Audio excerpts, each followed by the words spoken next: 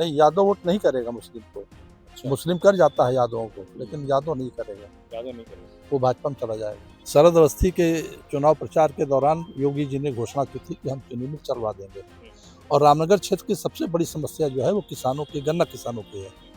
उनका वो काम हो नहीं पा रहा है। फरीद भाई जितना ईमानदारी से प्रयास करते हैं, दूसरे लोग बहुत कम ही करते होंगे, और उनमें कोई हिंदू मुसलमान की बहुत ज़्यादा दुर्भावना भी नहीं रहती है। खटीक कहते हैं ना, बौरासी है, हम लोग उसको कहते हैं। बौरासी जाति जो होती है वो रामसागर रावत है, और बौरासी जाति की संख्या मसौली में भी है, आपके हैदरगढ़ में भी है, और वही जीताऊ निर्णय करती है। मुस्लिम कैंडिडेट उतर गए, एक बीएसपी ने उतार दिया और एक कांग्रेस से टिकट मांग रहे हैं नईम सिद्दीकी। तो इन दोनों की आने की वजह से क्या मुस्लिम वोट बटेगा और उसका फायदा बीजेपी को होगा? निश्चित रूप से इन दोनों के आने से मुस्लिम वोट ही बटेगा, हिंदू वोट नहीं बटेगा। और मुस्लिम वोट बट गया तो सपा ढेर हो जाएगी हैं और पैसा नहीं जुटा सकते, तो ये एक गलत बात है कि क्योंकि आपको अगर किसी ने चुना है तो इसीलिए चुना है कि आप अपने स्टेमिना से, आप अपनी कैपेसिटी से आप अपने क्षेत्र का विकास करें। नमस्कार, यूपी तक में आपका स्वागत है। मेरा नाम रेहान मुस्तफ़ा है। 2027 में विधानसभा चुनाव की हलचल तेज़ हो चुकी है। 2022 में बाराबंकी की जनता ने 6 विधानसभा में से 3-3 सीटें बीजेपी और समाजवादी पार्टी को दिलाई थी। अब 2027 में क्या समीकरण बैठता है, इसके लिए हमारे साथ कुछ वरिष्ठ पत्रकार मौजूद हैं जिनसे हम जानेंगे क्या समीकरण है 6 विधानसभा सीटों का, और इसमें से 3-3 पे ही मुकाबला रहता है या इससे बीजेपी को सीट बढ़ती है, सापा का समीकरण सही बैठता है। हमारे साथ कुछ वरिष्ठ पत्रकार मौजूद हैं। सबसे पहले हम लेंगे कौशिक जी मौजूद है। सर, पूरा परिचय दीजिए अपना। मैं सुरेश बहादुर सिंह कौशिक, ब्यूरो चीफ, स्वतंत्र भारत, दैनिक जनमोर्चा, अयोध्या। अब ये बताइए कि 2027 में क्या मूड है जनता का? जनता का मूड तो वैसे बहुत परेशान है। जनता जो है बदलाव भी चाहती है, क्योंकि तहसीलों में, ब्लॉकों में और थानों में भयानक लूट मची हुई है। अधिकारी लिख कर देते हैं जवाब कुछ आता है, न तो आरजीएस काम कर रहा है, न ही जन सूचना अधिकार काम कर रहा है। अधिकारी मनमानी कर रहे हैं, सच्चाई सामने आने के बाद भी उसको देख नहीं रहे हैं। गरीबों पे ही जुल्म हो रहा है। जहाँ तक चुनाव की बात है, चुनाव के समीकरण बदलते रहते हैं, लेकिन एक जो सबसे भयानक चीज़ जो मैंने देखी है वो भाजपा के खिलाफ जा रही है। वो ये है कि प्रदेश में 4 राज्य नए गठन होने जा रहे हैं, और उन 4 राज्यों में पूर्वांचल राज्य का भी गठन हो रहा है। पूर्वांचल राज्य की राजधानी गोरखपुर होगी, और उसमें से बाराबंकी शामिल हो रहा है। ऐसी परिस्थिति में जो लोग लखनऊ के करीब हैं, वो लोग वहाँ प्रदेश की राजधानी गोरखपुर कैसे जाएंगे? और हमें लगता है, जो मैंने आकलन किया है, कि इस बिंदु पर बाराबंकी से भाजपा साफ हो जानी चाहिए। अगर राज्य बन रहा है और सामने सच्चाई सामने आ रही है तो ये तो बहुत पुराना वो था, मायावती के टाइम से चल रहा था, लेकिन अभी ये प्रोसेस में आ गया है। ये प्रोसेस में है। जैसे एनसीआर की जगह पे एससीआर बन गया, तो वैसी तरह से भी बनेगा। वो सब उसी प्रक्रिया में चल रहा है। अच्छा, ये बताइए, बाराबंकी में 2022 में 3 विधानसभा बीजेपी के पास थी, 3 सपा के पास थी। अब 27 में कुर्सी की बात करें तो वहाँ पे बीजेपी जीती और बहुत मामूली वोटों से जीती। तो क्या आपकी बार सपा की उम्मीद है वहाँ पे? अब अभी से बहुत ज़्यादा पहले से बता पाना संभव नहीं है, लेकिन ये सही है कि भाजपा की जो वर्तमान दशा दिशा है उसमें लोग संतुष्ट नहीं हैं। अब वो कौन सा ट्रम्प कार्ड फेंकते हैं भाजपा के लोग, वो नहीं जानते हैं, लेकिन इतना सही है कि वर्तमान में आम पब्लिक नाराज है। साकेत प्रताप वर्मा जो थे वहाँ से चुनाव जीते, पिछली बार 2017 से राकेश वर्मा चुनाव जीते। एंटी कमेंसी उनके खिलाफ है या उनके फेवर में है, क्या वजह है? या विकास के मुद्दे पे जीतेंगे, क्या वजह, आपको क्या लगता है? कुर्सी तो अपेक्षित थी ही, विकास का मुद्दा अगर वहाँ ठीक ठाक है तो साकेत को उसका फायदा मिल सकता है, लेकिन यह कि अब कितना वो एडजस्ट कर पाए हैं जनता के बीच में, ये चीज़ तो वही बता पाएंगे। हम फिर लौटते हैं आपके पास, थोड़ा सा और लोग हैं। क्या नाम है सर आपका? मेरा नाम आमिर अली है और मैं इस ज़िले में बीते 11 साल से मान्यता प्राप्त पत्रकार के तौर पर काम कर रहा हूँ, और कई चुनाव मैंने कवर किए हैं। जहाँ तक जो आपने सवाल किया कि 3 सीटें सपा के पास हैं और 3 बीजेपी के पास हैं, तो ये कोई बहुत बड़ी बात नहीं है। इससे पहले जो चुनाव होते थे उसमें समाजवादी पार्टी का गढ़ कहा जाता था बाराबंकी को, लेकिन यहाँ पर जातीय समीकरण भी काम करता है। जैसे यहाँ की एक प्रमुख जाति है कुर्मी बिरादरी, और उसका लगभग सभी सीटों पर एक वो रहता है, एक प्रेशर रहता है, एक दबाव रहता है, और ये जाति कहीं जाती नहीं है, ये जाति एक जगह पर ही टिक करके रहती है। अगर वो जैसे कुर्सी की बात करी जाए, कुर्सी में सबसे ज़्यादा कुर्मी है, नवाबगंज में है। ये कुर्सी की बात की जाए तो पिछली बार वहाँ आपने देखा कि राकेश वर्मा और साकेत वर्मा में लड़ाई हुई, चुनाव हुआ, उसमें साकेत वर्मा 200 कुछ वोटों से जीत गए। राकेश वर्मा इतने दिग्गज नेता बेनी वर्मा के बेटे थे और वो मामूली वोटों से हार गए। इस बार क्या लगता है, बीजेपी तीसरी बार आएगी या सपा आएगी, क्या लगता है? देखिए, जहाँ तक क्योंकि मुस्लिम वोट भी वहाँ पे अच्छा है, वहाँ के लोगों का जो मानना है वो तो ये कहते हैं कि साकेत बाबू कम इस क्षेत्र में रहते हैं, क्योंकि वो इस ज़िले से हैं नहीं। राकेश वर्मा जा कर के वहाँ पर भूल गए कि यहाँ पर मैं चुनाव लड़ा था। तो ये लोग जो है चुनाव लड़ते हैं तो ये देखने वाली बात है कि ये लड़ते हैं नरेंद्र मोदी जी के चेहरे पर, ये लड़ते हैं अखिलेश यादव के चेहरे पर। और जहाँ तक उत्तर प्रदेश की सरकार का सवाल है, उत्तर प्रदेश के मुख्यमंत्री जी का सवाल है, तो 10 साल से वो लगातार मुख्यमंत्री हैं। अगर वो राजनेता होते, नेता होते तो शायद वो टिक ना पाते, क्योंकि एंटी इनकम्बेंसी जो है वो यूपी में काम करती है और ज़्यादातर सभी राज्यों में काम करती है। ये एक संत की सरकार है, और संत की सरकार के साथ जो एक बड़ा तबका चल रहा है, जो एक सनातनी चल रहा है, और खास तौर पे वो वर्ग भी चल रहा है जो इनको पहले पसंद नहीं करता था। तो मैं समझता हूँ कि उत्तर प्रदेश में कि अगर हम लोग बात करें तो उत्तर प्रदेश तो खैर हम बाराबंकी में हैं, बाराबंकी में सारी सीटों पर जो है बीजेपी का प्रभाव अच्छा रहने वाला है। एसआईआर के बाद जो स्थिति आई है, जैतपुर सीट को आप नहीं कह सकते, और रामनगर के बारे में कोई प्रेडिक्शन नहीं कर सकते, क्योंकि कुर्सी में क्या अगर बीजेपी अपना सीट वो कैंडिडेट बदल देती है, क्या लगता है आपको, समीकरण बदल जाएंगे और उनके पक्ष बीजेपी के पक्ष में आ जाएंगे? बीजेपी का देखिए वोटर जो है वो बदलने की पोजीशन रखता है, क्योंकि इस देश में सरकार जो बदली है वो प्याज के दाम बढ़ने पर भी बदली हैं। तो दाम फिर बढ़ गए, अभी प्याज के दाम बढ़ गए हैं, चीनी के दाम बढ़ गए हैं। बात करा जाए अगर गन्ने की तो एथनॉल के चक्कर में ही जो भी हो रहा है, खैर वो सरकार का मुद्दा है, तो उसका भी एंटी मामला जा रहा है। अगर ये तो भाई पार्टी का मुद्दा है कि वो किसे बनाएगी अपना प्रतिनिधि, किसे प्रत्याशी बनाएगी, लेकिन बहुत अच्छे हालात हैं नहीं कुर्सी में जो मौजूदा विधायक। अच्छा, कुर्सी में औद्योगिक क्षेत्र है, पूरा डेवलप किया गया है, सड़क विकास के मुद्दे पे आपको क्या लगता है कि साकेत के पक्ष में मामला जाएगा? क्योंकि कुर्सी को एशिया का सबसे बड़ा औद्योगिक पार्क बनाया गया है कुर्सी में। देखिए, रिप्रेजेंटेशन के तौर पे वो उस तरह से बिहेव नहीं कर पा रहे हैं जैसे बीजेपी के और विधायक और मंत्रीगण हैं, और जिस तरह से रिप्रेजेंटेशन होता है, अब जो भी कम्युनिकेशन गैप है या उनका क्षेत्र में कम असर है या वो क्षेत्र में कम रह रहे हैं, क्योंकि जो बीजेपी की टीम है, जो बीजेपी के विधायक हैं, बीजेपी के नेता, उनका ये मानना है कि योगी जी के नाम पे हमें वोट मिल जाएगा, हमें नरेंद्र मोदी जी के नाम पे वोट मिल जाएगा, हम विकास करें या ना करें, हम क्षेत्र में रहें या ना रहें। सर क्या नाम है आपका?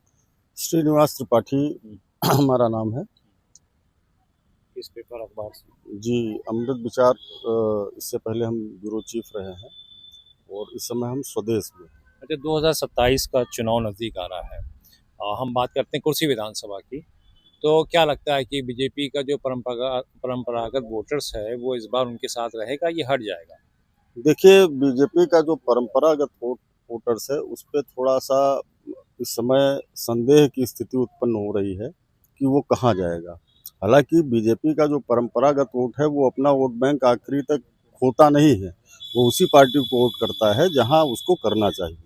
ठीक उसी तरह जैसे मुस्लिम जो है वो भाजपा को हराने के लिए उस तरह से मतदान करती है कि जहां बीजेपी को हराने वाला कैंडिडेट है, कि बीजेपी के खिलाफ जो सख्त कैंडिडेट है उस तरफ जो है मुस्लिमों का ध्रुवीकरण हो जाता है। जब मुस्लिमों का ध्रुवीकरण होता है तो जाहिर सी बात है जो बीजेपी का परंपरागत वोट है या जो सनातनी वर्ग है वो उधर घूम जाता है। बाराबंकी, चूंकि बाराबंकी की अधिकतर विधानसभाओं और कस्बाओं में मुस्लिम बाहुल्य क्षेत्र होने के कारण मुस्लिम मतदाताओं की संख्या काफ़ी है। आप कुर्सी की बात कर रहे हैं तो हम आमिर भाई की बात से सहमत है, भी हमारे वरिष्ठ साथी रहे आमिर। उन्होंने बताया कि नरेंद्र मोदी और योगी के नाम पर वोट लिए जा रहे हैं। ये बात बहुत हद तक सही है कि नरेंद्र मोदी और योगी के चेहरों को देख करके सनातन जो है, जो सनातनी है, जो युवा वर्ग है, वो योगी के चेहरों को लेकर के आगे बढ़ रहा है। एक संत को लेकर के कि एक संत गद्दी पर बैठा हुआ है तो संत बैठा हुआ है। कुर्सी की बात करें, कुर्सी की अगर बात करते हैं तो वहाँ पे कुर्मी वोटों में जयसवार बैसवार का भी बड़ा वो है। हाँ बिल्कुल। मुस्लिम करीब 90,000 के आसपास है और दलित वोट बैंक भी 80-90 हज़ार के आसपास है। तो इसमें जो जैसे पिछली बार राकेश शर्मा लड़े, दूसरी तरफ बीजेपी साकेत वर्मा लड़े, तो इनमें जयसवार बैसवार का भी काफ़ी अंतर रहा। और लेकिन वो जो हार जीत हुई उसमें मुस्लिम वोट तो सापा में चला गया और जो कुर्मी वोट था वो राकेश शर्मा कहा जाता ज़्यादा नहीं मिला। इस पर क्या कहेंगे? नहीं, मुस्लिम वोट राकेश वर्मा को मिला, ऐसा नहीं मिला, कुर्मी वोट बहुत कुर्मी वोट राकेश वर्मा को मिला। राकेश वर्मा के नाम पर जयसवार और बैसवार ये मिथक है, ये टूट जाता है। बाराबंकी में अगर ये देखा जाए कि बाराबंकी ही नहीं, बाराबंकी पूरे मंडल और आसपास के जिलों में ये देखा जाए कि कुर्मियों का कोई प्रतिनिधित्व करने वाला जो सबसे बड़ा नेता हुआ वो बेनी प्रसाद वर्मा हुए, बल्कि वो उत्तर प्रदेश के वो चेहरे रहे। संतोष गंगवार, विनय कटियार को छोड़ दीजिए, भाजपा के दो बड़े चेहरे रहे। उसके बाद अगर कोई देखा जाए तो उनसे बड़े टक्कर को देने वाले चेहरे के रूप में बेनी प्रसाद वर्मा रहे। और जब वो आते हैं या उनका परिवार आता है तो ये जो बैसवार और जयसवार जो ये कह रहे हैं, ये मिथक पूरी तरह से टूट जाता है वहाँ। तो और जीत हार का अंतर 200-250 आसपास के वोटों का जीत हार का अंतर था। हम ये नहीं समझते कि अंतर कोई बहुत ज़्यादा था। आमिर भाई ने अभी ये कहा, हमारे वरिष्ठ पत्रकार साथी हैं, इन्होंने ये कहा कि विधायक आता है या जनप्रतिनिधि आते हैं, 5 साल बाद क्षेत्र से चले जाते हैं, तो इसका इम्पैक्ट पड़ता है। चूँकि विधायक पूरे प्रदेश का और सांसद पूरे देश का होता है। इनको अगर देख लिया जाए, साकेंद्र वर्मा जी को देख लिया जाए, तो साकेंद्र वर्मा अपने क्षेत्र में रहते हैं। अपने क्षेत्र से निकल करके वो बाराबंकी जिला अगर उनको आना हो तो थोड़ा सा एक बात और कहेंगे कि बाराबंकी से एक एमएलसी भी है, अंगद सिंह। हम आपसे फिर एक मिनट बात करते हैं, 5 मिनट की बात है हमारी। बाराबंकी से एक एमएलसी है अंगद सिंह। अंगद सिंह इन चीज़ों को कवर कर रहे हैं। वो दरियाबाद भी जाते हैं, वो रामनगर भी जाते हैं, वो जैदपुर भी जाते हैं और वो कुर्सी भी जाते हैं। तो लेकिन वो रामनगर से टिकट मांग रहे हैं। नहीं, तो वो टिकट के दावे 6 साल के लिए तो वो फिलहाल एमएलसी है ही है, तो टिकट का अभी उनका कोई औचित्य नहीं, क्योंकि अभी निकट समय में चुनाव होने वाले हैं। हमारे साथ और लोग भी मौजूद हैं। सर, क्या नाम है आपका? हमारा नाम मोहम्मद उमैर है। मैं बाराबंकी मिरर के नाम से अपनी न्यूज़ वेबसाइट और यूट्यूब चैनल चला रहा हूँ। जब बात कुर्सी विधानसभा की हो रही है, क्या लगता है आपको कुर्सी मुस्लिम, दलित, ओबीसी इस बार किसके साथ जाएगा? देखिए, पिछले 5 सालों में जो यूपी की राजनीति बदली है उसमें एक चेहरा उभर के सामने आया है योगी आदित्यनाथ का। वो आज यूपी में एक अपनी अलग पहचान बना चुके हैं और चुनाव भी उसी मूड में होना है। तो कुर्सी भी कहीं यूपी से बाहर नहीं है, उसका असर कुर्सी में भी दिखेगा। तो जहाँ तक बात गठबंधन की है तो एनडीए गठबंधन पूरी तरीके से मजबूत है। उसके बाद जो अगर आप जाति समीकरण की बात करें तो इधर अगर आप इंडिया गठबंधन की बात करें, अगर इंडिया गठबंधन होता है तो उसके पास यादव मुस्लिम के अलावा दूसरा कोई वोट नहीं है। लेकिन अगर आप एनडीए की बात करेंगे तो उसमें जितनी जातियां, चाहे उसमें कुर्मी हो, ओबीसी की जितनी जातियां हो और नान यादव को छोड़ करके सारी उनके साथ हैं। तो मजबूत स्थिति में बीजेपी बाराबंकी में रहेगी। कुर्सी में उम्मीदवार हो सकता है कि लोकल लेवल पे कोई उनके खिलाफ एंटी इनकम्बेंसी हो, लेकिन जब चुनाव कहा जाता है कि वो ज़्यादातर महमूदाबाद के रहने वाले हैं, वो महमूदाबाद में ही रहते हैं। वो बहुत कम आते हैं और या हफ्ते में 1-2 दिन वही अपनी पंचायत करते हैं, अपनी वो लगाते हैं। ऐसे में जो लोकल नागरिक हैं वो बहुत परेशान है। नहीं, लोकल नागरिक परेशान हो सकते हैं, लेकिन जब लक्ष्य बड़ा होता है किसी चीज़ के लिए तो छोटी मोटी चीज़ें नहीं देखी जाती। हो सकता है बीजेपी अपना उम्मीदवार बदल दे, या अगर वही भी आते हैं तो जैसे हमने कहा कि लक्ष्य जब बड़ा होता है तो छोटी मोटी चीज़ों को नज़रअंदाज किया जा सकता है। उनके पास मतलब बीजेपी प्रत्याशी बदल सकती है, हो सकता है बदल दे, क्योंकि जैसे आप बता रहे हैं जो चीज़ें आम हैं वहाँ पे कि वो महमूदाबाद के हैं और क्षेत्र में कम रहते हैं तो रिपोर्ट वहाँ भी होगी, तो हो सकता है आप उम्मीदवार हो सकता है वो बदल दें। हम फिर आपसे बात करेंगे। हमारे साथ कुछ और। सर क्या नाम है आपका? बोला Rawat, news news one India से हूँ। वन। बोले जी, ये बताइए, कुर्सी की बात चल रही है, कुर्सी विधानसभा में क्या लगता है समीकरण बदलेगा इस बार? सपा हावी होगी या बीजेपी तीसरी बार हैट्रिक कर ले जाएगी? देखिए, कुर्सी की बात करें तो हम खुद कुर्सी विधानसभा क्षेत्र से बिलोंग करते हैं, और प्रेजेंट समय की बात करें तो कुर्सी में जो मौजूदा विधायक हैं भारतीय जनता पार्टी के साकेंद्र वर्मा, उनकी क्षेत्र में कहीं न कहीं लोगों में उनको लेकर नाराज़गी भी है, क्योंकि अगर आप क्षेत्र में जाएँ तो अक्सर लोगों को ये सुनाई दिया जाता है कि विधायक जी यहाँ क्षेत्र में नहीं मिलते हैं। कभी कभार हफ्ते में 2 सैटरडे को आते हैं, फतेहपुर में उनका अपना आवास कार्यालय है, वहीं सैटरडे को आते हैं, बस जो घंटे 2 घंटे बैठते हैं उसके बाद चले जाते हैं। फरियादियों की बात करें तो फरियादी चूँकि लोकल वाइज नेता होता है, तो लोगों की समस्याएं प्रतिदिन होती है। जैसे अभी बात करें बाराबंकी में, तो भले ही पूर्व सांसद उपेंद्र सिंह रावत है, लेकिन क्योंकि वहाँ पे लोग जाते हैं, फरियाद उनकी सुनी जाती है, तो लोगों को एक उम्मीद होती है।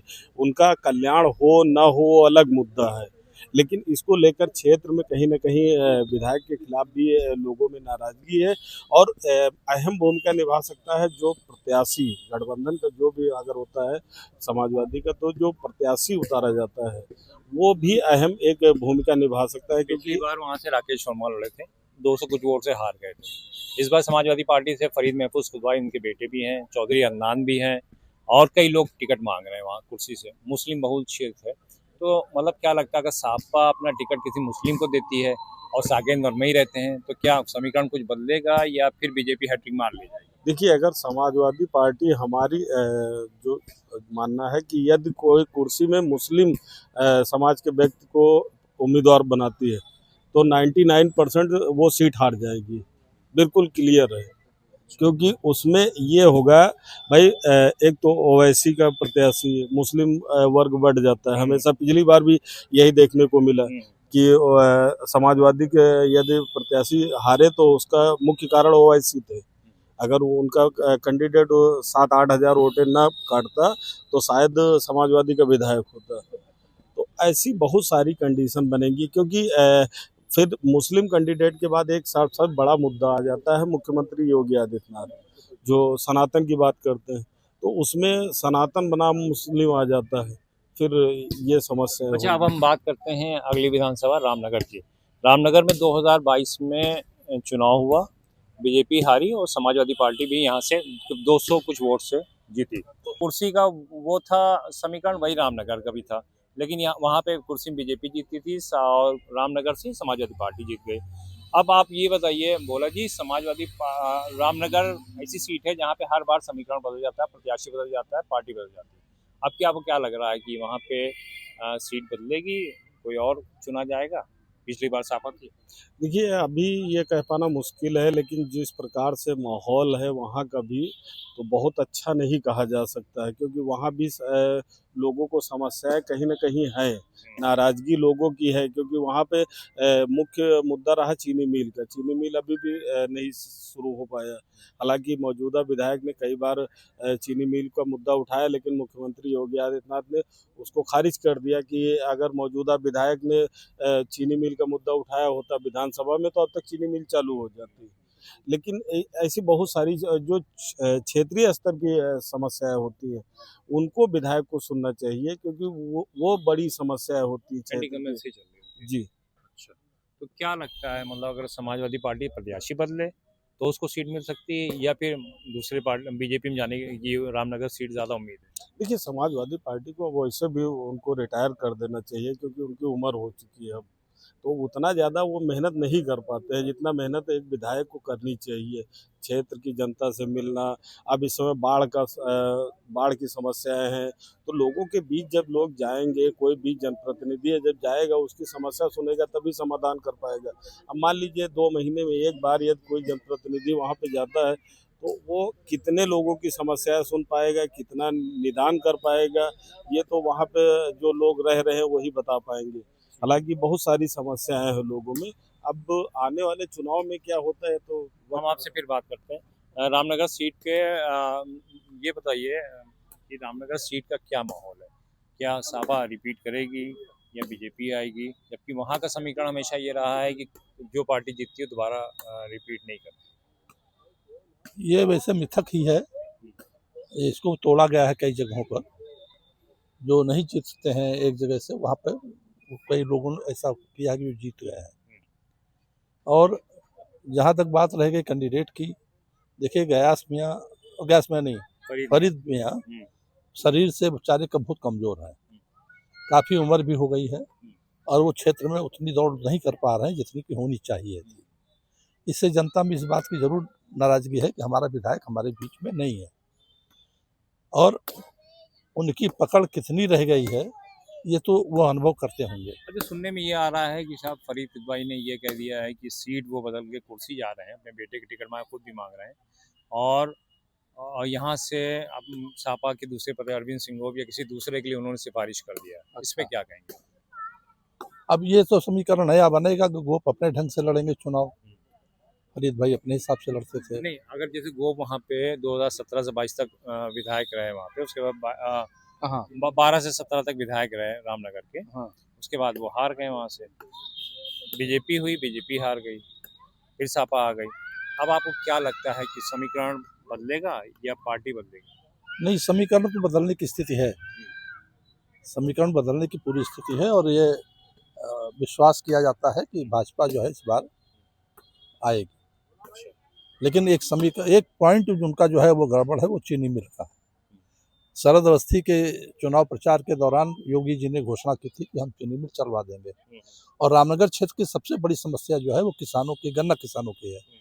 उनका वो काम हो नहीं पा रहा है, उनका गन्ना औने पौने खरीदा जा रहा है और उसको दूसरी चीनी मिलें ले रही हैं, तो किसान तो परेशान है और किसानों की समस्या का हल नहीं है। सरकार से परेशान है कि विधायक से, सपा विधायक? नहीं, विधायक से नहीं परेशान है, वो सरकार की इस योजना से परेशान है कि घोषणा कर दी, हुआ कुछ नहीं, इसलिए परेशान है। अभी बाबा जी, अभी मुख्यमंत्री योगी आदित्यनाथ आए थे रामनगर, उन्होंने कहा कि यहाँ के जो विधायक हैं फरीद महफूज किदवाई, उन्होंने कोई प्रपोजल ही नहीं दिया काम का। फिर फरीद साहब ने वहाँ पे वो अपनी पीसी किया, उन्होंने उसका खंडन किया।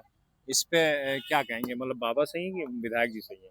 नहीं, इसमें तो बाबा जी नहीं सही है, विधायक जी ने अपने स्तर से जरूर प्रयास किया, लेकिन विपक्षी होने के नाते से उनकी बात सुनी नहीं गई। उन्होंने प्रयास किया था, हम तो समझते हैं कि फरीद भाई जितना ईमानदारी से प्रयास करते हैं दूसरे लोग बहुत कम ही करते होंगे, और उनमें कोई हिंदू मुसलमान की बहुत ज़्यादा दुर्भावना भी नहीं रहती है, और लोगों के बारे में तो जनता महसूस करती है कि हाँ ये मुस्लिम पक्ष का ज़्यादा लेते हैं, ये हिंदू पक्ष का ज़्यादा लेते हैं।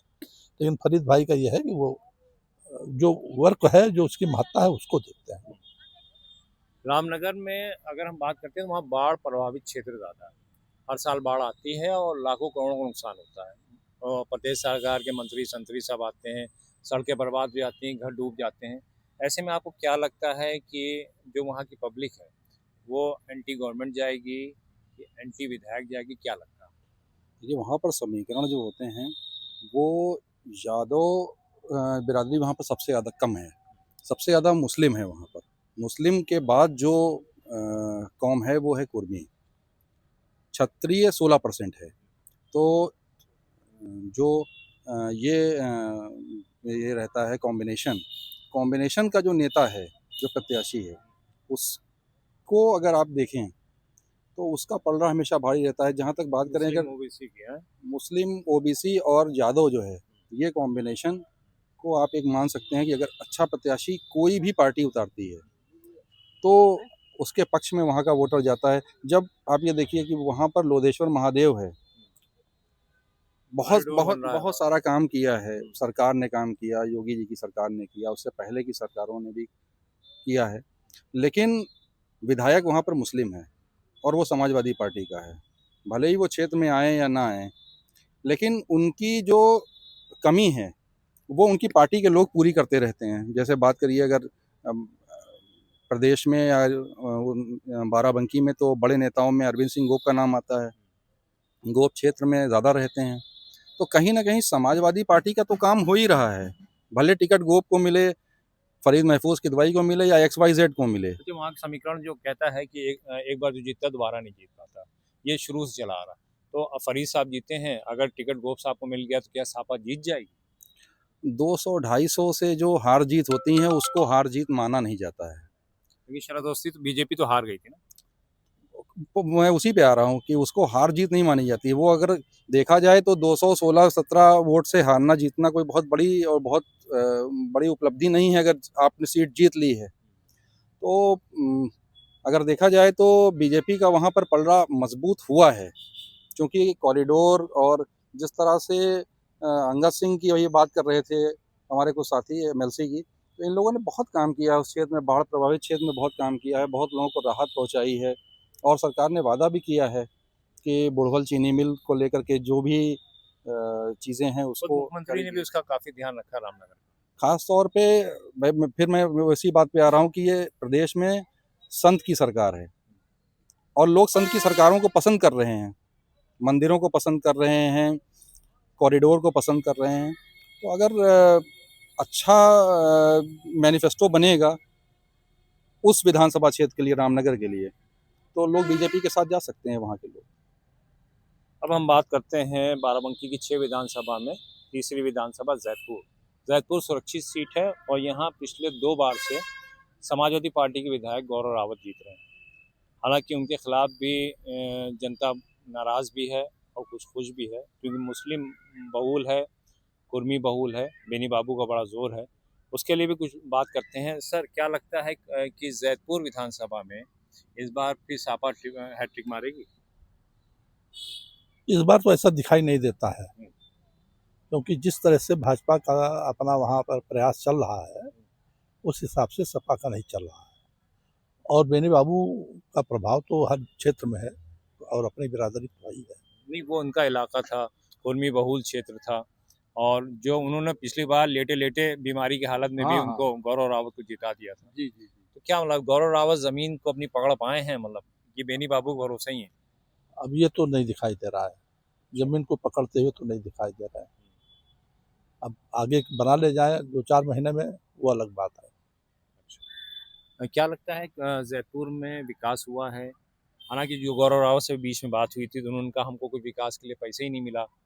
5 करोड़ रुपए उनकी निधि आता है, 5 साल विधायक रहे, 25 करोड़ रुपए सीधा सीधा आया। तो उन्होंने कहा भाई हम नाली खड़ंजे के लिए तो कुछ नहीं कह सकते, है ना, लेकिन जो विकास हमारे क्षेत्र का होना चाहिए वो सरकार के ना होते हुए नहीं हुआ। जबकि वहाँ बुनकरों की बड़ी तादाद है, मुस्लिम बहुल है, किसान है, पद्मश्री रामचरण भी हैं उसी क्षेत्र में, और बड़े बड़े किसान हैं। तो क्या लगता है कि मतलब समाजवादी पार्टी रिपीट कर पाएगी या बीजेपी इस बार खाता खोल लेगी? देखिए, जहाँ तक बात विकास की है तो ये कहना कि हम विधायक हैं और पैसा नहीं जुटा सकते, तो ये एक गलत बात है कि क्योंकि आपको अगर किसी ने चुना है तो इसीलिए चुना है कि आप अपने स्टेमिना से, आप अपनी कैपेसिटी से आप अपने क्षेत्र का विकास करें। और जहाँ तक जीतने की बात है तो चुनावी जो समीकरण है, जातीय समीकरण, वो जैतपुर में इस बार सपा के पक्ष में नहीं है, क्योंकि बीजेपी लगातार वहाँ पे जो कुर्मी वोटर है, चाहे उन्होंने जिलाध्यक्ष भी कुर्मी बनाया और भी कई कुर्मियों को प्रमोट किया है, इसीलिए कि एमएलसी भी है, तो जो प्रमोशन किया गया है कुर्मी जाति का, वो इसी की गोलबंदी है कि कम से कम जैतपुर में जो है वो जो सपा का गढ़ है उसको तोड़ा जाए। तो बहुत बड़ी चीज़ नहीं है कि वहाँ सपा को अब हार का सामना करना पड़े। बोला रावत जी, ये बताइए, जैतपुर विधानसभा में पासी वोट की तादाद बहुत ज़्यादा है, और अगर बीएसपी आ जाती है तो क्या लगता है कि वोटों का समीकरण बदलेगा? समाजवादी पार्टी को नुकसान होगा कि फ़ायदा होगा? देखिए, अगर व्यक्तिगत पासी वोट की बात की जाए तो उससे बीएसपी के आने से कोई फ़र्क नहीं पड़ता। हाँ, पूरे एससी समाज को लेकर चला जाए तो ज़रूर फ़र्क पड़ेगा। और जैतपुर विधानसभा की यदि बात करें तो कैंडिडेट वहाँ पे अहम भूमिका निभाएगा। अगर भारतीय जनता पार्टी कोई नया चेहरा लाती है, ना कि अमरेश रावत, इनके अतिरिक्त अगर कोई चेहरा लाती है तो भारतीय जनता पार्टी की प्रबल संभावनाएं हैं जीत की, क्योंकि कहीं ना कहीं जो सपा विधायक हैं इनसे लोग नाराज। 2 बार लड़ भी चुके हैं। हाँ, 2 बार चुनाव लड़ चुके हैं, लेकिन कहा जाए तो वो अलग है कि वो ऐसी समाज से आते हैं, लेकिन उनका कोई विशेष योगदान नहीं है, ना तो उनका कोई विशेष अपना महत्व है कि वो इतनी वोट निकाल सके। बीएसपी किसी को खड़ा कर देती है तो क्या लगता है समीकरण बिगड़ जाएगा? सपा के पक्ष में जाके बीएसपी के लड़ने से कि बीजेपी को फायदा होगा? देखिए, बीएसपी के लड़ने से जाहिर सी बात है अब भारतीय जनता पार्टी को फायदा होगा, क्योंकि बीएसपी का केवल एक जाति का वोट है जो थोड़ा बहुत बचा है। बाकी पूरे प्रदेश में बीएसपी का वोट बैंक पूरा समाप्त हो चुका है। वो पूरा भारतीय जनता पार्टी में कन्वर्ट हो गया है, जो अनुसूचित जाति का वोट है। तो पूरा फायदा उसको भारतीय जनता पार्टी को मिलेगा। हमारे साथ कुछ और लोग भी हैं। हम बात करें अगर हैदरगढ़ सीट की, तो आपको क्या लगता है कि वहाँ भाजपा का किला टूटेगा, राजनाथ सिंह से लेकर के अगर दिनेश रावत तक बात करें? नहीं, हमें नहीं लगता है। हालांकि चुनाव से पहले टिकट किसको मिलेगा, प्रत्याशी कौन होगा, किस पार्टी से किसको टिकट मिल रहा है, इसकी महत्वपूर्ण भूमिका होती है और एनालिसिस भी अगर की जाती है तो इसी आधार पर की जाती है कि किसे टिकट मिल रहा है। वर्तमान समय में वहाँ से दिनेश रावत विधायक हैं। वहीं से आयोग के चेयरमैन बैजनाथ रावत को भेजा गया है, क्योंकि एक बड़ा तबका वहाँ दलित समाज का जुड़ा हुआ है और वो आरक्षित सीट भी है। तो वहाँ से कोई भी चुनाव लड़ेगा भारतीय जनता पार्टी से, जिसको भी भारतीय जनता पार्टी का एक ये तरीका होता है कि वो कब किसको वो टिकट दे दे। और सबसे बड़ी चीज़ ये है कि वहाँ अवसानेश्वर नाथ मंदिर है, अवसानेश्वर देव मंदिर। अवसानेश्वर देव मंदिर से भी लोगों की आस्था है। हैदरगढ़ प्रॉपर को अगर ले लिया जाए, हैदरगढ़ जो प्रॉपर है, जो हैदरगढ़ चेयरमैन के उसमें आता है, उस क्षेत्र में आता है, वहाँ शहरी क्षेत्र में आता है, वहाँ क्षत्रिय, ब्राह्मण और अन्य बिरादरी वही मतदाता हैं परंपरागत, जो भाजपा को वोट करते आए हैं। हमारे साथ कुछ और ये बताइए कि हैदरगढ़ विधानसभा में राजनाथ सिंह का दबदबा था, सुरेंद्र नाथ अवस्थी का दबदबा था पुत्तू भैया का, फिर बैजनाथ रावत जीते, लेकिन उनकी फैमिली मैटर को लेकर सरकार ने ऐसा कानून पास किया, उनका टिकट कट के दिनेश रावत को मिल गया। दिनेश रावत, आपको क्या लगता है हैदरगढ़ विधानसभा में उतने एक्टिव हैं कि वो आपकी दोबारा चुन लिए जाएंगे? उनके एक्टिवनेस के बारे में तो कोई जानकारी नहीं है, लेकिन यह है कि अपर हैंड में बीजेपी है, हैदरगढ़ में अपर हैंड में बीजेपी है। तो बीजेपी ने बड़े समीकरण बनाए हैं और सबसे अधिक दलित वोट, और दलित वोटों में जो रावत वोट होता है उसको बीजेपी ने बहुत कायदे से पकड़ लिया है। तो सवर्ण तो उसके साथ जुड़ेगा ही, रावत जुड़ ही जाएगा। अब रहेगा कुर्मी बिरादरी, तो कुर्मी बिरादरी एक तरह से आप जान लीजिए कि वो आधी ज़्यादा भाजपाई है। अगर समाजवादी पार्टी का आपकी खाता नहीं खोल पाएगी? समाजवादी पार्टी का वहाँ नहीं खाता खुलेगा, उम्मीद नहीं लग रही। उम्मीद नहीं लग रही। जबकि राममगन रावत खुद पासी समाज से हैं और उनके पिता 4 बार सांसद रह चुके हैं, कई बार विधायक रह चुके हैं। राममगन रावत हो या रामसागर रावत हो, ये पासियों में जैसे कुर्मियों में 2 जात होती है, वैसे पासियों में भी 2 जात है। एक है कुर्मी रावत बिरादरी में राजपासी, और एक बौरासी, खटीक कहते हैं, बौरासी है, हम उसको कहते हैं। बौरासी जाति जो होती है वो रामसागर रावत है। अच्छा। और बौरासी जात की संख्या मसौली में भी है, आपके हैदरगढ़ में भी है, और वही जीताऊ निर्णय करती है। जो हमारी गणना है उसके हिसाब से वो जीताऊ गणना करती है, तो उसका सपोर्ट जो है जिसके पक्ष में चला जाएगा। क्या लगता है कि हैदरगढ़ की जनता दिनेश रावत से खुश है? हाँ, बिल्कुल खुश है। जैसा कि अभी सारे लोगों ने बताया, वहाँ के जाति समीकरण बताए। मेन चीज़ तो जाति समीकरण ही है ना। जब जाति समीकरण मजबूत हैं तो जनता उनके पक्ष में है। तो कहीं ना कहीं अगर उम्मीदवार होते हैं तो अपर हैंड में तो रहेंगे ही हैदरगढ़ में। दिनेश रावत एकदम से उठे, उनकी पत्नी ब्लॉक प्रमुख बनी, उसके बाद वो विधायक बन गए। उनका कोई बैकग्राउंड वैसा नहीं था। मुस्लिम सीट भी है और राममगन रावत, रामसागर रावत का बैकग्राउंड भी रहा अपना। क्या लगता है इस बार रिपीट करेंगे, फिर बीजेपी रिपीट करेगी हैदरगढ़ से? देखिए, पिछली बार की बात करें विधानसभा चुनाव की, तो ये कहा जाए कि भारतीय जनता पार्टी की एक लहर चल रही थी, उसमें वो एकाएक करके विधायक बन गए। लेकिन वर्तमान समय की बात की जाए तो वर्तमान समय इतना वर्चस्व बचा नहीं है उनका। हाँ, लेकिन जातीय समीकरण पे जाया जाए और जातीय समीकरण पर देखा जाए तो कहीं ना कहीं भारतीय जनता पार्टी का जो मुख्यमंत्री योगी आदित्यनाथ का चेहरा है, तो उनके चेहरे पे लोग मतदान करते हैं, ना कि यहाँ पे जो विधायक प्रत्याशी हैं उनके चेहरे पे। तो अगर ऊपर स्तर पे देखा जाए, प्रधानमंत्री नरेंद्र मोदी हैं और मुख्यमंत्री के चेहरे को लेकर जब मतदान लोग करने जाते हैं तो सीधे वो उनका चेहरा देखते हैं। इसलिए मतदान की बात करें तो हैदरगढ़ विधानसभा प्रत्याशी को कम पीएम और सीएम का चेहरा रहा है। बिल्कुल लगातार 3 बार विधानसभा में यही हो रहा है।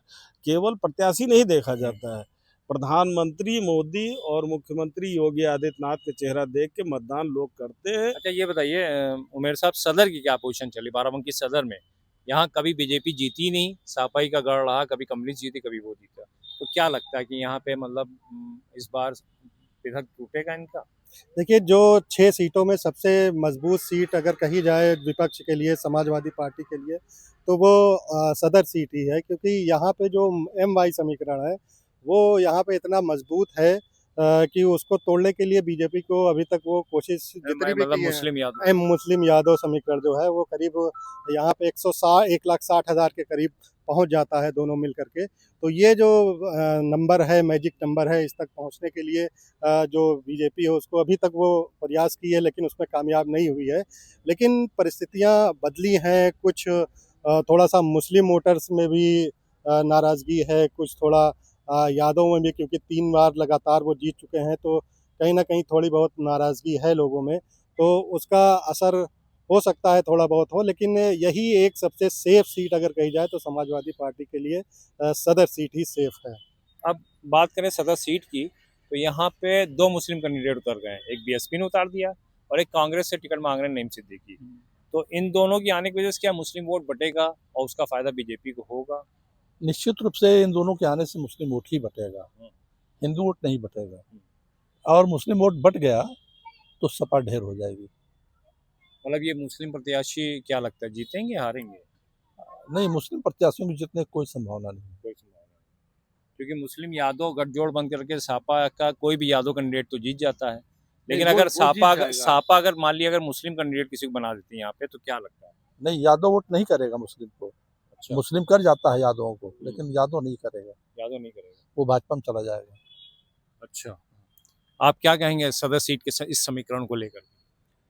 देखिए, नवाबगंज सीट को लेकर के जो हम लोग देखते आ रहे हैं, यहाँ पर एक वही आता है कि यहाँ पर एक जाति है कुर्मी। कुर्मी जो जाति है वो डिसाइड करती है कि किसको जीतना है, क्योंकि जो वोट बैंक है, जैसे समाजवादी पार्टी की आप बात करें तो सपा MY कॉम्बिनेशन पे चलता है। बीजेपी का अपना वोट बैंक है जो बड़े लोगों के नाम पर लेकिन मिलता है। पिछली बार अगर हम बात करें तो जो 2022 में चुनाव हुआ था, उसमें 15 दिन पहले बीजेपी ने राम कुमारी मौर्य को टिकट दे दिया था। राम कुमारी मौर्य चुनाव लड़ी, 90,000 वोट उनको मिल गए। तो इतने वोट तो बीजेपी किसी प्रत्याशी को अब तक नहीं मिले थे। मैं उसी पे आ रहा था कि यहाँ पर अगर ये अच्छा कुर्मी कैंडिडेट उतारते हैं, जिस तरह से देखा जाए तो 2-3 बड़े कुर्मी कैंडिडेट बहुत तेज़ी से काम कर रहे हैं, बहुत तेज़ी से उनके पोस्टर प्रचार प्रसार देखा जा सकता है। बीजेपी के बड़े लोग हैं, बड़े नेता हैं, बड़े पैसे वाले लोग हैं, तो कहीं ना कहीं वो नुकसान पहुंचा सकते हैं। और जो वोट मिलेगा, तो अगर जो वोट कम हो रहा है इनका बीजेपी का, पैसे वाले कितने जमीन पे होंगे? पैसे वाले तो सिर्फ होर्डिंग में दिख रहे हैं, हवाओं में दिख रहे हैं। चुनाव में तो अगर देखा जाए तो धन बल और ये सब चलता ही है।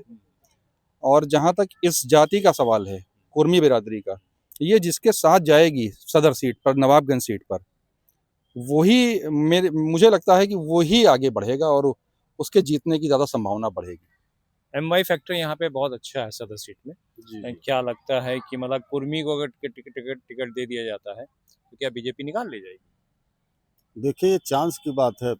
जैसे आप ये बोल रहे थे कि रामनगर में ये मिथक है, टूट नहीं रहा है कि वहाँ से 2 बार लगातार कोई नहीं जीता है। नोएडा में दोबारा कोई नहीं जीता है, दोबारा वहाँ से कोई नहीं जीता है। तो उन चीज़ों को हटा दीजिए, ये कुछ चीज़ें मिथक होती हैं। जैसे यहाँ MY फैक्टर है और MY फैक्टर काम भी कर रहा है, लेकिन जैसा ये अभी के दौर में ये देखा जा रहा है कि यहाँ मुस्लिम कैंडिडेट भी चुनाव मैदान में 2-2 मुस्लिम कैंडिडेट टिकट मांग रहे हैं। एक बसपा से मांग रहे हैं, दूसरे किस पार्टी से मांग रहे हैं। बसपा वाले को टिकट मिल गया, बसपा वाले को टिकट मिल गया है, फाइनल है ऐसा कहा जा रहा है। प्रेस कॉन्फ्रेंस में भी उन्होंने कहा था कि हम प्रत्याशी हैं। तो 2 मुस्लिम, भाजपा के लिए ये चाहिए कि जो वोट उसको नहीं मिल रहे हैं उन मतों का ध्रुवीकरण कितनी अलग अलग जगहों पर हो। तो भले वो कैंडिडेट किन स्थितियों में है, चुनाव जीत रहे हैं या नहीं जीत रहे हैं, लेकिन उसका बेनिफिट जो मिलेगा, उसका जो फायदा मिलेगा वो भाजपा को मिलेगा। रही बात भाजपा, यहाँ से राम कुमारी मौर्य ने 90,000 वोट पाए, तो इसी सीट पर तमाम और लोग उससे पहले भी लड़े। जब पहली बार लोकसभा में यहाँ से प्रत्याशी उतारे गए तो तमाम लोगों ने कयास लगाया कि सारे प्रत्याशी चुनाव हार जाएंगे, लेकिन नरेंद्र मोदी के चेहरे पर हुआ और एक तरफ से सारे प्रत्याशी चुनाव जीत गए। तो बात यहाँ चेहरों की है, महाराज जी के चेहरे पर है, मुख्यमंत्री योगी आदित्यनाथ जी के चेहरे चलिए पर तो है। वक्त बताएगा क्या समीकरण बैठता है, हाँ, किधर वक्त जाता है। के अब बात हम लोग करेंगे दरियाबाद विधानसभा की, सबसे हॉट सीट रही है। यहाँ से प्रदेश सरकार के मंत्री सतीश शर्मा मंत्री हैं, 2 बार जीते हैं, तीसरी बार फिर मैदान में हैं। अब हालात क्या है वहाँ के, क्या समीकरण बैठता है, इस पे बताइए दरियाबाद की तरफ से। क्या वो हैट्रिक मार पाएंगे Satish Sharma? Satish Sharma no doubt hattrick मार सकते हैं, लेकिन उन पे बड़े आरोप लग रहे हैं अब। जैसे एक तालाब का मैटर अभी बहुत ज़्यादा उछल गया है उस प्रॉपर्टी को लेकर के, तो बहुत ज़्यादा आरोप तो लग रहे हैं मंत्री जी पर, राज्य मंत्री पर। और जहाँ तक अपोजिशन का सवाल है, वो उसका पूरा फ़ायदा उठाना चाहेगी, वो उसको चुनाव में लेके जाएगी जो चीज़ें हो रही हैं।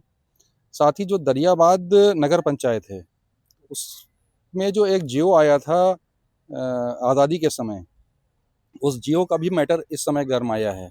उसमें कई ऐसे गांव हैं, 4-5 गांव, वो गांव अगर उस नगर पंचायत से कट जाते हैं तो उस पर सीट पर असर पड़ने बहुत ज़्यादा असर पड़ेगा, ऐसा माना जा रहा है। उसको लेकर के बहुत ज़्यादा विवाद है आजकल, आप उसमें जाएंगे तह में तो आपको पता चलेगा। और अगर बात करें समाजवादी पार्टी की, तो मेन पार्टी तो समाजवादी पार्टी ही होगी बीजेपी के अगेंस्ट, क्योंकि बीजेपी का वहाँ से विधायक है, वहाँ राज्य पे मंत्री है। राजा साहब हमेशा जीतते थे, राजा राजीव कुमार सिंह। अब उनके बेटे रितेश सिंह रिंकू आ गए हैं, तो क्या लगता है अगर समाजवादी पार्टी रिंकू सिंह को टिकट देती है तो टक्कर दे पाएंगे? देखिए, मैं समझता हूँ कि वहाँ से बीजेपी का जो भी कैंडिडेट होगा वो बहुत इजीली जीत जाएगा। इसीलिए जो यहाँ के समाजवादी पार्टी के बड़े नेता हैं वो कोशिश कर रहे हैं कि दरियाबाद जाना ना पड़े, और वो अपने लिए दूसरी सीटें चुन रहे हैं। और ये भी खबर है कि शायद जैदपुर के जो मौजूदा विधायक हैं समाजवादी पार्टी के, उनको दरियाबाद भेजा जाए। बहरहाल ये बताइए उमेर साहब कि अरविंद सिंह गोप वहाँ पिछली बार लड़े थे, अब की वो रामनगर से लड़ रहे हैं, तो अगर अरविंद सिंह गोप को कुछ समीकरण बदलता है, उनको दरियाबाद फिर समाजवादी पार्टी दे देती है, क्या लगता है कि वो सीट सापा के उसमें चली जाएगी? देखिए, बहुत ज़्यादा बदलाव कोई 2022 के इलेक्शन से या 2027 के इलेक्शन में नहीं होने जा रहा है दरियाबाद सीट पर। जैसे कि अभी उन्होंने बताया आमिर भाई ने कि लोग वहाँ पे लड़ने नहीं देना चाह रहे हैं, जाना चाह रहे हैं सपा की तरफ से। उसकी वजह यही है कि बहुत मजबूत समीकरण वहाँ पे हैं। सतीश शर्मा के खिलाफ मजबूत। हाँ, नहीं, सतीश शर्मा के फेवर में बहुत मजबूती से जाति समीकरण हैं। वहाँ भी जो आप कहें कि रावत बिरादरी की बहुत अच्छी खासी तादाद है वहाँ पे। तो अपर कास्ट हिंदू जो क्षत्रिय और ब्राह्मण हैं, उसके बाद में रावत बिरादरी है, कुर्मी है, ये सब मिलके बहुत बड़ी एक ताकत बनती है बीजेपी के लिए। जबकि समाजवादी पार्टी या इंडिया गठबंधन के लिए कहें तो वहाँ मुस्लिमों के अलावा बहुत ज़्यादा वोट उनका नहीं है, यादव भी उतने नहीं हैं। तो वहाँ पूरे जो समीकरण वो पक्ष में है, वो बीजेपी उम्मीदवार के ही पक्ष में होंगे। उम्मीदवार चाहे जो हो, उसका पूरा फायदा उसको मिलेगा। ये थी दरियाबाद सीट। अब कुछ और भी लोग हैं यहाँ पे। अगर दरियाबाद से किसी दलित को टिकट दे दिया जाए, क्योंकि पासी हैं, 2024 में बीजेपी वहाँ से हारी थी और देश प्रसाद अयोध्या जीते थे लोकसभा में, तो क्या लगता है अगर दलित को दे दिया जाए तो वो सीट निकल सकती है समाजवादी पार्टी पर? नहीं निकल पाएगी, क्योंकि ये सवर्ण बहुल इलाका है और यहाँ पर हमेशा सवर्णों ने ही राज किया है। पहले कभी रहा होगा कोई दलित जीता होगा, लेकिन इधर काफी वर्षों से अवधेश पासी ने तो ये तोड़ दिए मित्र। नहीं, वो अयोध्या में तोड़ दिया है। दरियाबाद भी विधानसभा अयोध्या में आती है। हाँ, विधानसभा दरबार आती है, लेकिन कि विधानसभा में नहीं चलेगी। लोकसभा का मुद्दा अलग होता है, विधानसभा का मुद्दा अलग होता है, आदमी के व्यक्तिगत राग द्वेष से जुड़ा हुआ होता है। तो ऐसी परिस्थिति में दलित कैंडिडेट को नहीं निकाल पाए। अच्छा, राजा राजीव कुमार सिंह का एक बड़े लंबे टाइम में वर्चस्व रहा, क्षत्रिय वोट भी उनके अपने मजबूत हैं। उनके लड़के राजा रितेश सिंह रिंकू वहाँ से टिकट मांग रहे हैं। अगर समाजवादी पार्टी उनको टिकट दे देती है, क्या लगता है समीकरण बदलेगा? नहीं, ऐसा नहीं लगता। नहीं लगता। नहीं लगता। अब ये बताइए, हल्के पड़ जाएगा। अच्छा, अब ये बताइए कि दरियाबाद में क्या लगता है सतीश शर्मा इस बार हावी रहेंगे? विकास का मुद्दा चलेगा, कोई एंटी कमेंसी उनके खिलाफ है नहीं? नहीं नहीं, विकास का मुद्दा तो हमेशा चला है और चलेगा, लेकिन सतीश शर्मा वहाँ मजबूती के साथ चुनाव लड़ रहे हैं, मजबूती के साथ वो चुनाव लड़ेंगे। आप भी पत्रकार हैं, आपको ये पता होगा कि सतीश शर्मा वहाँ सप्ताह में एक बार जाते हैं तो अपने घर पर ही रुकते हैं और पूरे क्षेत्र का भ्रमण करते हैं, लोगों की समस्याएं सुनते हैं। ऐसा नहीं कि समाजवादी पार्टी वहाँ से चुनाव लड़ेगी तो कमजोर लड़ेगी। चुनाव जो होगा वो कांटे का होगा, और उस कांटे के चुनाव में सतीश शर्मा जो है उनकी दावेदारी और उनकी मजबूती, अगर टिकट उन्हें मिलता है तो, क्योंकि टिकट भारतीय जनता पार्टी का कब किसको टिकट तो दे उनको दिया मिलना ही जाए। मिलना, क्योंकि मौजूदा विधायक हैं हाँ, और अगर मंत्री टिकट भी हैं। अगर एक आखिरी सवाल ये है भोला जी कि वहाँ से सतीश शर्मा को टिकट मिलता है तीसरी बार, तो क्या लगता है समाजवादी पार्टी उनका हरा पाएगी? देखिए, सतीश शर्मा की बात की जाए तो सतीश शर्मा को लेकर के कुछ नाराजगियाँ भी है, और चुनाव हारने जीतने को लेकर के तो समय की बात है कि हरा पाएंगे या नहीं हरा पाएंगे, लेकिन कहीं ना कहीं प्रशासनिक कार्यों को लेकर उन नाराजगी लोगों में है, क्योंकि प्रशासन की बात करें तो कहीं प्रशासन में कोई भी जिले का व्यक्ति नहीं है जिसकी कहीं सुनवाई होती हो। चाहे आप सूचना का अधिकार देख लीजिए, कहीं पे भी आप चले जाएं, आपकी कोई सुनवाई होने वाली पूरे ज़िले में नहीं है। ना कोई अधिकारी सुनता है, ना लेखपाल सुनता है, ना कानूनगो सुनता है, ना पुलिस वाला सुनता है, कोई तो सुनता नहीं। यहाँ तक कि मंत्री की कोई नहीं सुनता है, मंत्री कोई नहीं सुनता। मंत्री की कोई नहीं सुनता है। तो ये इल्जाम आप बहुत बड़ा लगा रहे हैं। इल्जाम नहीं लगा रहे हैं भैया, ये सच्चाई है। क्योंकि पीड़ित लोग आते हैं, वो बताते हैं कि मंत्री जी के पास गए थे, भैया नहीं हुआ। हम लोग तो पत्रकार हैं भाई, जो सच है वो छापेंगे। जो पीड़ित लोग बताते हैं ये बात, इल्जाम किसी पे नहीं लगा रहे हैं, लेकिन ऐसी बहुत सारी समस्याएं हैं। दरियाबाद विधानसभा क्षेत्र में कोई मजबूत छतरी ही बैतरणी पार कर सकता सफा से। अच्छा।